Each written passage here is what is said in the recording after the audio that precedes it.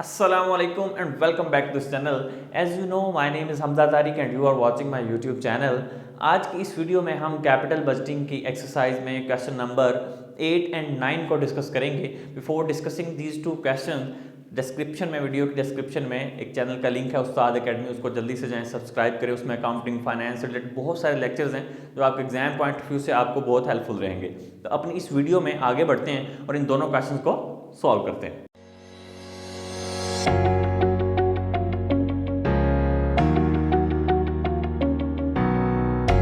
Question number 8 को discuss करते हैं. आपको भी शो हो रहा होगा. नेट प्रेजेंट वैल्यू का क्वेश्चन है. Sims innovations incorporation is negotiating to purchase exclusive rights to manufacture and market a solar power toy car. The car inventor has offered Sims the choice of either a one-time payment of $15 lakh today or a series of 5-year end payments of $3,85,000. एक जो solar car बनाने वाली company है वो manufacturing rights purchase करना चाह रहा है. उसको जो ऑफर है वो है 15 लाख आज पे कर दे या फिर वो सीरीज ऑफ पेमेंट करे जो कि 3,85,000 हर साल वो पे करे, एक एन्यूटी की टाइप में. ठीक है, तो नंबर 1 पे फाइंड आउट करना है. If science has a cost of capital 9%, which form of payment should it choose. अगर साइंस को 9% कॉस्ट ऑफ कैपिटल पड़े तो उसको कौन सी ऑफर चूज करनी चाहिए? जो 15 लाख उसको आज पे करने हैं वो, या फिर उसको हर साल 3,85,000 पे करे वो वाले. तो हम अभी जब इसको फाइंड आउट करेंगे तो आपको पता चल जाएगा. फाइंड आउट क्या करना है, आपने 3,85,000 की present value of annuity find out करनी है कि आपको कितनी अमाउंट जो है वो एट द एंड ऑफ पड़ेगी, उसकी प्रेजेंट वैल्यू क्या बनेगी.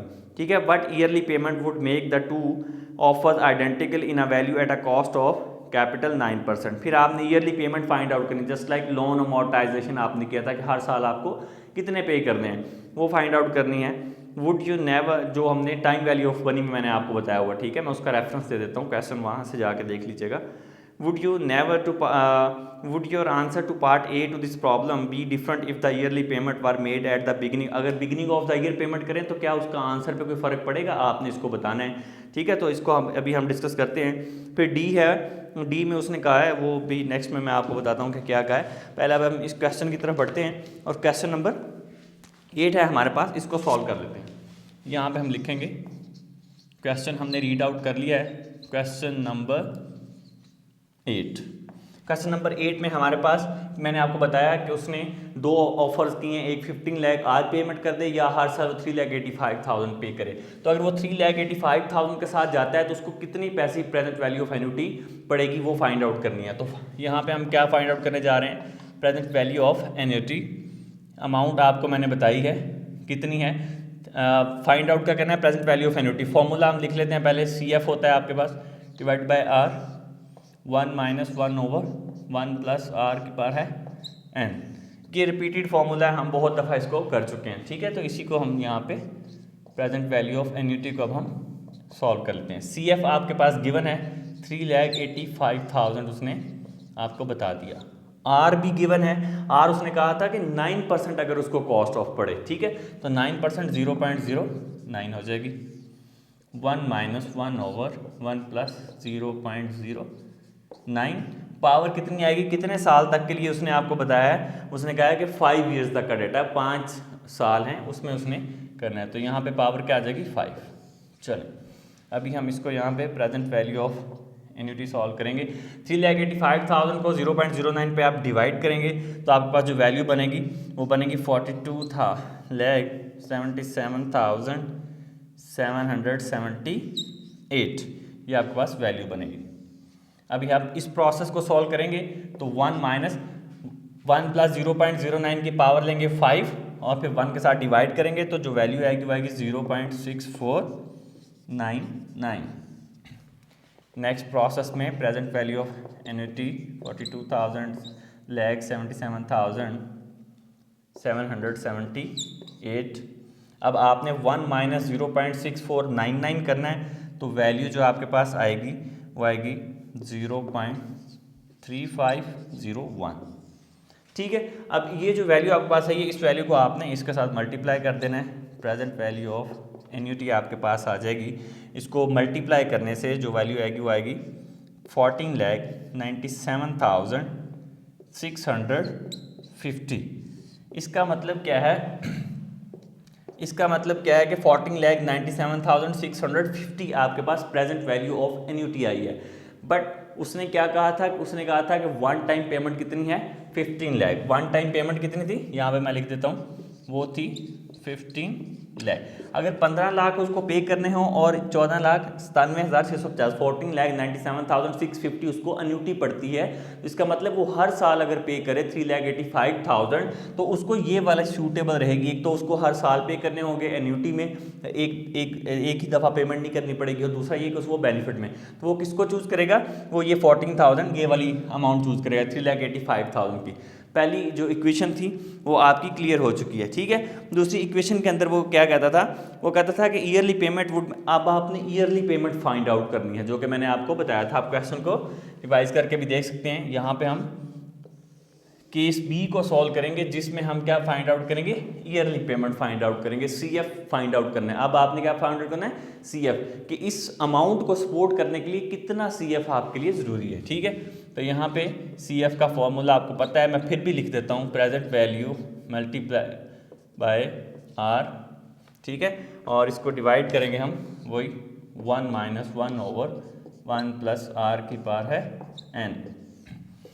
ये हमारे पास फॉर्मूला है सेम। अभी आपने क्या करना है, यहाँ पे देखें, सी एफ फाइंड आउट करना है।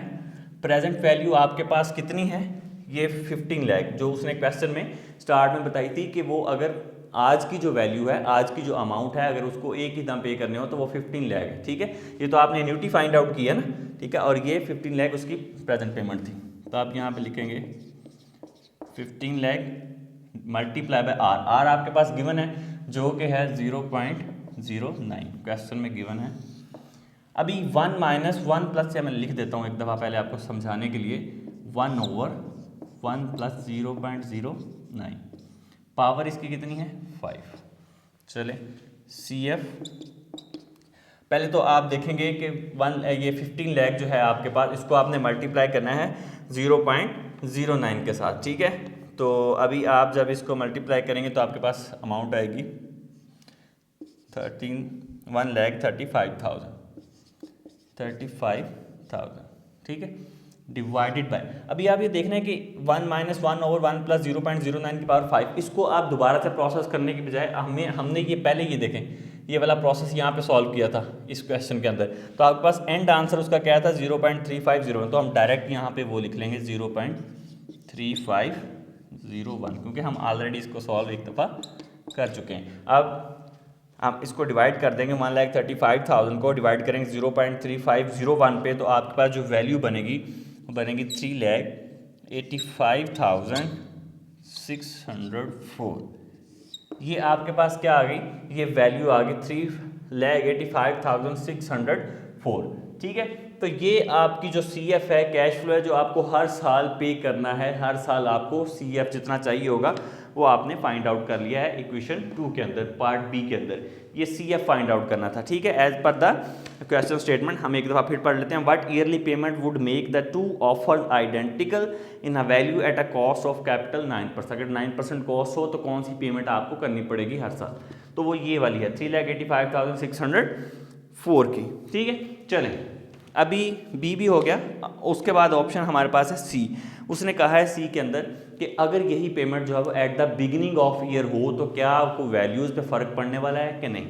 तो यहाँ पे अगर मैं सी की ऑप्शन की तरफ जाऊँ इसको, तो सी की ऑप्शन में हमारे पास जो है क्या फ़र्क पड़ने वाला है। अभी ये देखें कि जो वैल्यू हमने फाइंड आउट की थी पहले ऑलरेडी, ये देखें 3,85,000, वो कहता है कि ये अगर आपको at the beginning of the year, ये क्या है, at the end of the year पे करें। अगर at the beginning of the year करेंगे तो कोई इफेक्ट आने वाला है कि नहीं, समझ गए, पूरे पॉइंट को सॉल्व करना है। लेकिन हम पूरा पॉइंट नहीं सॉल्व करें, आपको पता है कि जब भी at the beginning of the year आता है तो उसका मतलब क्या होता है कि आपने फॉर्मूले के साथ उसका चेंज हो जाता है। यहाँ पे क्या आ जाता है, 1 + r के साथ आप उसको मल्टीप्लाई कर देते हो अपने आंसर को, ठीक है, जो भी होता है, या इस तरह से लिख लो, ये फॉर्मूला कंप्लीट हो गया at the beginning of year का, ठीक है। मैं इस फॉर्मूले में यहाँ पे ऐड नहीं कर रहा हूँ ताकि आप बाद में कंफ्यूज ना हो जाएं, वैसे समझाने के लिए बता दिया। अब हम क्या करेंगे, इसका मतलब ये सारा वही चीज़ रहेगी, ये वाली अमाउंट वही रहेगी 14,97,650 की। इसके साथ क्या करेंगे 1 प्लस आर का एडिशन कर देंगे, इसको उसके साथ मल्टीप्लाई कर देंगे। तो सी फाइंड आउट करने के लिए हम क्या करेंगे 14,97,650 आपके पास ऑलरेडी अमाउंट थी, इसको किसके साथ मल्टीप्लाई कर देंगे 1 प्लस आर के साथ। ठीक है, तो 1 प्लस आर आपके पास क्या है 1.09, 1 प्लस आर, 1 प्लस आर कितना है 0.09, इसको ऐड करेंगे तो क्या आ जाएगा 1.09। 1.09 को अब जब आप 14,97,650 के साथ मल्टीप्लाई करेंगे तो आपके पास जो अमाउंट बनती है वो बनेगी 16,32,438.5। ये जो वैल्यू आपके पास आएगी ये आएगी आपके पास annuity duty, present value annuity due के साथ जो आपके पास वैल्यू आएगी वो ये आएगी। यहाँ पे भी लिख देता हूँ present value of annuity due find out करना था और ड्यू के साथ आपकी ये वैल्यू आएगी। वैसे तो आपको सारा प्रोसेस करना पड़ता है, लेकिन चूंकि हम ये वाला प्रोसेस ऑलरेडी रिपीट कर चुके हैं तो फॉर्मूले में 1 प्लस आर का एडिशन होता है, तो इस वजह से मैंने क्या किया है कि जो इसका आंसर आया था उसी आंसर को 1 प्लस आर के साथ मल्टीप्लाई कर दिया, तो इसका मतलब हमने present value of annuity due find out कर ली। ठीक है, तो जो कि आ रही है 16,32,000, तो फर्क पड़ गया। अब क्या हुआ कि जो उसकी प्रेजेंट वैल्यू वो आज पे करे तो उसको कितने पे करने पड़ेंगे 15 लाख, और अगर वो एन्यूटी ड्यू के साथ ये 3,85,000 अगर पे करता है हर साल तो उसको क्या होगा उससे ज़्यादा अमाउंट पे करनी पड़ेगी। तो वो इस अल्टरनेटिव को अब चूज़ नहीं करने वाला, वो क्या करेगा वो 15,000 आज ही पेमेंट करेगा। ठीक है, ये भी क्लियर हो गया आपका।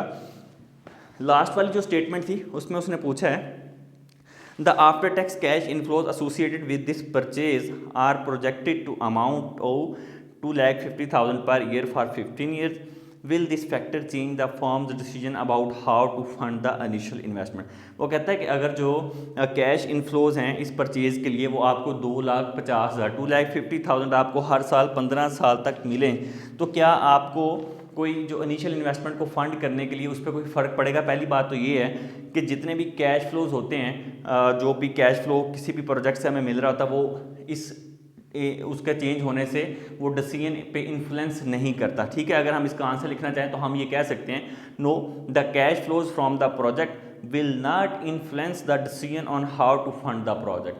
ठीक है, कि जो कैश फ्लो जो है वो ये डिसाइड नहीं करेगा कि इस प्रोजेक्ट से इतना मिल रहा है, तो वो फंड करने के जो क्राइटेरिया है प्रोजेक्ट का उस पर कोई भी डिसीजन पे इफेक्ट नहीं करेगा, कोई उसका इन्फ्लुएंस नहीं है। ठीक है, the investment and financing decision are separate.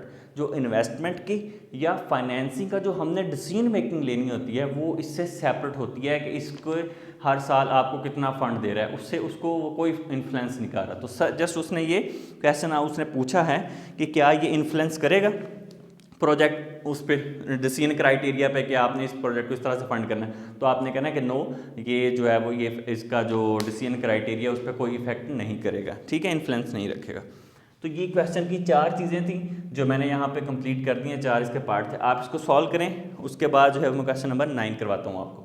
अब मेरे पास क्वेश्चन नंबर 9 है, मैं इसको रीड आउट करता हूँ, इसको पढ़ते हैं। एनपीवी आपने फाइंड आउट करनी है। A firm can purchase a fix asset for $13,000 initial investment, the asset generate an annual after tax cash inflows of $4,000 4 years. Number 1 पे आपने फाइंड आउट करना है determine the net present value of the asset assuming that the firm has 10% of cost of capital, is the project acceptable. 4,000 आपको उसका initial cash flow मिल रहा है और 4 years हैं उसके, और 13,000 उसकी इनिशियल इन्वेस्टमेंट है। तो आपने ये फाइंड आउट करना है कि क्या ये प्रोजेक्ट जो है ये, यहाँ पे सबसे पहले तो क्वेश्चन लिखेंगे, क्वेश्चन नंबर 9 है हमारे पास। इसमें आपने NPV फाइंड आउट करनी है, और NPV का आपको फॉर्मूला पता है सेम जो हम यूज़ करते हैं, CF/R 1 - 1 over 1 + R की पावर है N minus CF0 initial investment. ठीक है, तो net present value find out करनी है। CF उसने आपको बता दिया कि हर साल आपको कितना मिलेगा 4,000। R उसने आपको बता दिया कॉस्ट ऑफ कैपिटल कितनी है 10%, तो 0.1 आ जाएगी। 1 - 1 over 1 + 0.1 की पावर कितनी आएगी। कितने साल उसने बताए हैं आपको, नंबर ऑफ ईयर्स वो बता रहा है कि 4 ईयर्स कब तक का डाटा आपके पास। ठीक है, और CF0 आपके पास कितना है 13,000। होप सो कि यहाँ पे अब आपके पास आ जाएगी नेट प्रेजेंट वैल्यू। 4000 को 0.1 पे करेंगे डिवाइड, तो ये आपके पास आएगा 40,000। ओके, एंड देन आप 1 माइनस 1 इसको जब सॉल्व करेंगे तो ये आएगा 1 प्लस 0.1 की पावर लेंगे 4, तो आपके पास जो वैल्यू आएगी 1.4641 आएगी। ठीक है, minus 13,000। Net present value is equal 40,000। अभी इस पूरी इक्वेशन को सॉल्व करेंगे, 1 माइनस 1/1.4641 करेंगे तो जो वैल्यू आपके पास आने वाली है वो है 0.3170 minus 13,000। Net present value is equal, अभी आपने 0.3170 को मल्टीप्लाई करना है किससे, 40,000 से। तो 40,000 से मल्टीप्लाई करेंगे तो आपके पास वैल्यू कितनी आएगी, 12,680। इसमें से आपने 13,000 इनिशियल इन्वेस्टमेंट को माइनस करना है, तो नेट प्रेजेंट वैल्यू क्या जनरेट होगी आपके पास, 13,000। नेट प्रेजेंट वैल्यू आपके पास जनरेट होगी, सॉरी माइनस करेंगे तो ये आ जाएगी 324। तो इससे क्या होगा, प्रोजेक्ट आपका रिजेक्ट हो जाएगा। क्यों? क्योंकि आपकी जो वैल्यू आ रही है वो किस में आ रही है, वैल्यू आपकी क्या आ रही है, नेगेटिव आ रही है। ठीक है, तो नेगेटिव जब भी नेट प्रेजेंट वैल्यू आएगी तो वो प्रोजेक्ट आपका रिजेक्ट हो जाता है। आई थिंक सो इसमें ये 20 आएगा, 20 आएगा। ठीक है, ये 320 आएगा माइनस करने से, तो ये प्रोजेक्ट जो है वो रिजेक्ट हो जाएगा। कुछ पॉइंट्स की वजह से 24, 25 या 20 आ सकता है। ठीक है, तो ये प्रोजेक्ट आपका जो है ये रिजेक्ट हो जाएगा क्योंकि इसकी नेट प्रेजेंट वैल्यू जो है वो नेगेटिव है, इसलिए हम इस प्रोजेक्ट को चूज़ नहीं कर सकते। तो ये बेसिकली इसमें फाइंड आउट करना था। इसकी एक और इक्वेशन है जिसमें rate of interest find out करना है, ग्रोथ रेट, वो मैं ऑलरेडी आपको करवा चुका हुआ हूँ। टाइम वैल्यू ऑफ मनी में मैंने आपको ग्रोथ रेट फाइंड आउट करना बताया। आप वहाँ जाएंगे, लेक्चर्स को देखें और आपको ग्रोथ रेट फाइंड आउट करना है, क्योंकि उसमें आपको प्रेजेंट वैल्यू भी गिवन है, ये 4,000 भी गिवन है और 13,000 भी गिवन है, तो आपने उसको इजीली सॉल्व कर लेंगे। ठीक है, उसमें किसी भी तरह की कोई भी कन्फ्यूजन नहीं है। अगर होगी मैं आपके लिए छोड़ के जा रहा हूँ, होगी तो मैं आपको करवा दूंगा। ठीक है, इस क्वेश्चन को आपने सॉल्व करना है, और कोई किसी भी तरह का कोई भी क्वेश्चन हो तो आप हमसे कमेंट के अंदर पूछ सकते हैं। मैंने फिर पहले भी कहा था कि जब भी आप कोई क्वेश्चन पूछें तो उस पॉइंट को मेंशन किया करें, उस टाइम को मेंशन किया करें जहां पे वो क्वेश्चन स्टेट कर रहा हो, सो दैट कि मुझे आंसर देने में ईजी भी हो। इस वीडियो को लाइक कीजिएगा, अपने फ्रेंड के साथ शेयर कीजिएगा, चैनल को सब्सक्राइब करें, इसको बढ़ाते रहें। Thank you so much for watching this video.